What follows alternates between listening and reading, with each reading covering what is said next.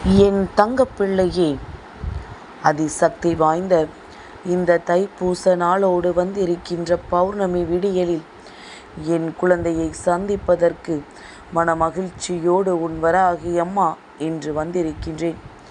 என் தங்கமே, இந்த நாளில் உன் தாயானவள் உனக்கு கொடுக்கின்ற வெற்றி வரங்கள் ஒவ்வொன்றுமே உன்னுடைய வாழ்க்கையில் அப்படியே நடக்கப் போகின்றது.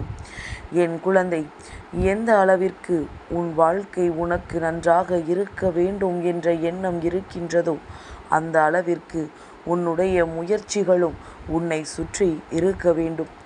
அதோடு சேர்ந்து உன் தாயானவள் இந்த வராகியினுடைய அன்பும் உனக்கு கிடைக்கும் பொழுது உன்னை எந்நாளுமே வாழ்க்கையின் உயரத்தில் மட்டுமே காண முடியும். இதற்கு மேல் உன் வாழ்க்கையில் எதுவும் இல்லை என்று நீ சந்தோஷப்படுகின்ற அளவிற்கு நல்ல நிலையை நீ அடையத்தான் போகின்றாய். இது நாள் வரையிலும் நீ பட்ட ஒவ்வொரு விஷயங்களும் உனக்கு ஒவ்வொரு விதமான அனுபவங்களை கற்றுக் கொடுத்ததோடு மட்டுமல்லாமல் எப்படி வாழ வேண்டும் என்று கற்றுக் கொடுத்திருக்கின்றது. இதைவிட மேலாக எப்படி வாழக்கூடாது, யாரை போல இருக்கக்கூடாது என்பதனையும் உனக்கு கற்றுக் கொடுத்திருக்கின்றது. என் தங்கமே, இந்த உலகத்தில் உன்னை சுற்றி இருக்கின்ற மனிதர்கள் பயன்படுத்துகின்ற மிக பெரிய ஆயுதம் உன்னை வீழ்த்துவதற்காக உன்னுடைய மனதைத்தான் அவர்கள் பயன்படுத்துகின்றார்கள். உன்னுடைய மனது தெளிவாக இருந்தால் யாராலும் உன்னை வீழ்த்த முடியாது. ஏனென்றால் யார் என்ன நோக்கத்தோடு உன்னோடு பழகுகிறார்கள் என்பதனை உன்னால் எளிதாக கணித்து விட முடியும். இந்த கணிப்பு இல்லாமல் தான் இங்கு நிறைய பேரிடம் ஏமாற்றங்களை கண்டு என் பிள்ளை நீ மனம் வேதனையில் அடிக்கடி இருந்து கொண்டிருக்கின்றாய். இன்று உன்னுடைய மன உளைச்சலுக்கான தீர்வு கிடைக்கக்கூடிய நாள். தைப்பூச நாளில் முருகப்பெருமானை வணங்கு என் தங்கமே. இந்த நாளில் அவர் வழிபடும் பொழுது அவரிடம் இருந்து உனக்கான அத்தனை தேவைகளும் நிறைவேற்றி கொடுக்கப்படும். வாழ்க்கையில் என்ன கஷ்டங்கள் இருந்தாலும் தெய்வம் ஒன்றே துணை என்று நிற்பவனுக்கு தெய்வம் எந்நாளும் ஒரு நாளில் நிச்சயமாக கை கொடுத்துவிடும் என்பதில் முதலில் முழுமையான நம்பிக்கை இருக்க வேண்டும். என் தங்கமே, உன்னால் மட்டும்தான் உன்னுடைய வாழ்க்கையை மாற்ற முடியும். உனக்காக யாருமே அதை செய்ய முடியாது என்பதனை புரிந்து கொள். தெய்வம் உனக்கு எத்தனை அருளையும் அன்பையும் அள்ளி கொடுத்தாலும் நீ நினைத்தால் மட்டும்தானே உன்னுடைய வெற்றியையோ நீ நினைக்கின்ற ஒரு விஷயத்தை உன்னுடைய மனதில் இருந்து மாற்றவோ முடியும் என்பதனை நீ புரிந்து கொள். என் தங்கமே, வாழ்க்கையில் ஜெயித்தவனுக்குத்தான் அடுத்து ஜெயிப்போமா என்கின்ற பயம் இருக்கும். ஆனால் தோற்றவனுக்கு அடுத்தது கண்டிப்பாக ஜெயிக்க வேண்டும் என்ற நம்பிக்கை நிச்சயமாக இருக்கும். அதனால் வாழ்க்கையில் தோல்வி வந்தால் நீ பயப்படக்கூடாது. வெற்றியை நோக்கித்தான் நீ பயணித்து கொண்டிருக்க வேண்டும் என்பதனை மறந்து விடாது. என் தங்கமே, தவறை சுட்டி காட்டாமல் ஒருவரிடத்தில் நீ அடிமையாக இருப்பதை விட ஒருவர் செய்கின்ற தவறை சுட்டி காட்டி நீ எதிரியாக வாழ்வது மேல் என்பதனை எப்பொழுதுமே புரிந்து கொள்ள வேண்டும். என் தங்கமே, 1000 பேரிடம் நீ யோசனைகளை கேட்கலாம். ஆனால் முடிவு என்பது நீ மட்டும்தான் எடுக்க வேண்டும். நீ முயற்சி செய்து கொண்டே இருப்பாயானால் அந்த தோல்வி கூட உன்னை கண்டு ஒரு நாள் பயந்து ஒதுங்கி நிற்கும். அது உன்னிடத்தில் தோற்று போகும் என்பதை நீ மறந்து விடாதே. உயர்வான நம்பிக்கை கொண்டவனுக்கு வாழ்க்கையில் நிச்சயமாக நல்ல செயல்கள் எல்லாம் நடக்கத் தொடங்கும். என் குழந்தையே, வாழ்க்கையில் சில விஷயங்களை எப்பொழுதுமே தெளிவாக புரிந்து கொள்ள வேண்டும். என்னதான் தெய்வம் உன் வாழ்க்கையில் வந்தாலும் உனக்கு எத்தனை அருளாசிகளை அள்ளி கொடுத்தாலும் சில விஷயங்களை நீயாக மட்டுமே புரிந்து கொள்ள வேண்டும். சிங்கத்தினுடைய இறைக்காக மட்டுமே மான்கள் படைக்கப்பட்டிருக்கிறது என்றால் நிச்சயமாக அந்த மான்களுக்கு வேகமாக ஓடக்கூடிய அந்த கால்களை கடவுள் படைத்திருக்க மாட்டார். அதுபோலத்தான் பிரச்சனைகளை உனக்கு கொடுக்கின்ற நான் சமாளிக்கும் திறமையையும் அதை எப்படி வென்று வெளியே வர வேண்டும் என்கின்ற புத்தியையும் உனக்கு கொடுத்திருக்கின்றேன் என்பதை மறந்து விடாதே. அதனால் அதை கொண்டு நீ உன்னை காப்பாற்றி கொள்ள வேண்டும் என்பதையும் எப்பொழுதும் நினைவில் வைத்துக்கொள். வாழ்க்கையில் இன்னொருவரை போல இருக்க வேண்டும் என்று ஒரு பொழுதும் நினைக்காதே. உன்னுடைய அடையாளம் என்னவென்பதை முதலில் நீ உருவாக்கு.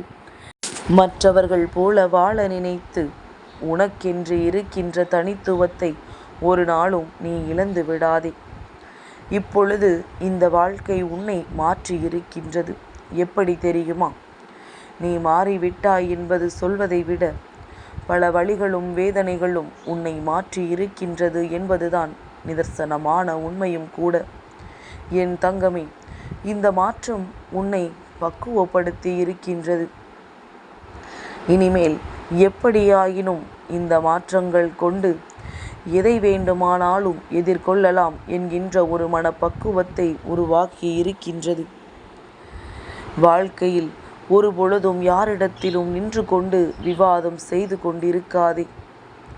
ஏன் தெரியுமா? ஒருவேளை அந்த விவாதத்தில் நீ தோற்பாயானால் ஒரு நண்பனை இழந்து விடுவாய். நீ அந்த விவாதத்தில் ஜெயிப்பாயானால் ஒரு எதிரியை சம்பாதித்து விடுவாய்.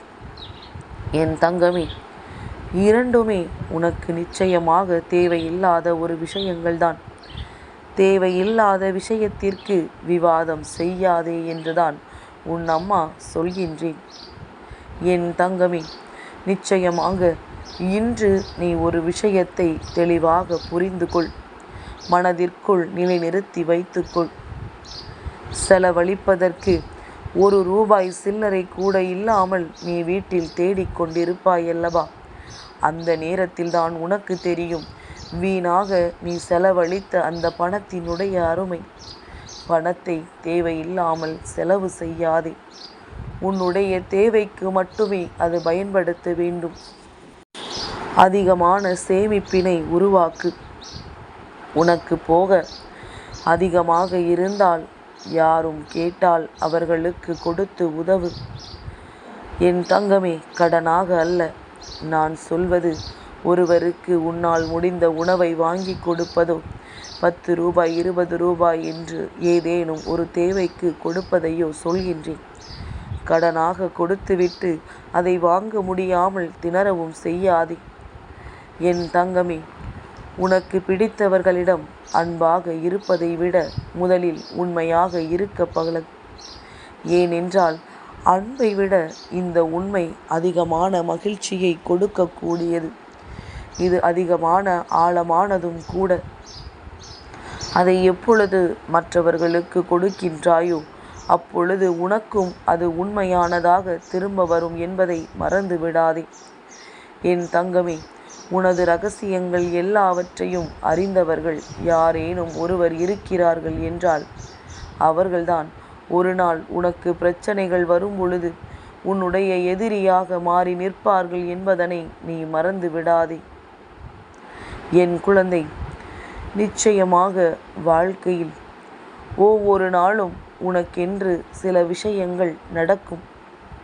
அந்த விஷயத்தில் நீ புரிந்து கொள்ள வேண்டிய ஒரே ஒரு நம்பிக்கையான விஷயம் என்ன தெரியுமா? சுற்றி இருப்பவர்கள் எதிரிகளாக இருக்கின்றார்கள் என்று நினைத்தால் நீ வாழ்க்கையில் வளர்ந்து கொண்டிருக்கிறாய் என்று அர்த்தம். அதாவது ஒரு எதிரி உன்னை பார்க்கிறார் என்றால் நீ வளர்ந்து கொண்டிருக்கின்றாய் என்று அர்த்தம். ஒரு கூட்டமே உன்னை சுற்றி நின்று கொண்டு எதிரி போல உன்னை முறைத்து முறைத்து பார்த்து கொண்டிருப்பார்கள் என்றால் என் தங்கமே, நீ வளர்ந்து விட்டாய் என்று அர்த்தம். அதனால் எதிரிகளினுடைய பார்வைக்கு அர்த்தத்தை தேடாதே. அந்த அர்த்தம் உன்னுடைய முன்னேற்றம்தான் என்பதை நீ மறந்து விடாதே. 1000 தோல்விகளை நீ ஒரு விஷயத்தில் அடைந்தாலும் சற்றும் சளைக்காத போராட்ட குணம் ஒன்று உனக்குள் இருக்கின்றது. அந்த போராட்ட குணம் நிச்சயமாக உன்னை ஒரு நாள் வாழ்க்கையில் மற்றவர்கள் முன்னிலையில் வெற்றியாளனாக மாற்றும் என்பதனை புரிந்து கொள். இந்த வெற்றி உன் வாழ்க்கையில் உன்னை தேடி வந்து கொண்டிருக்கின்றது.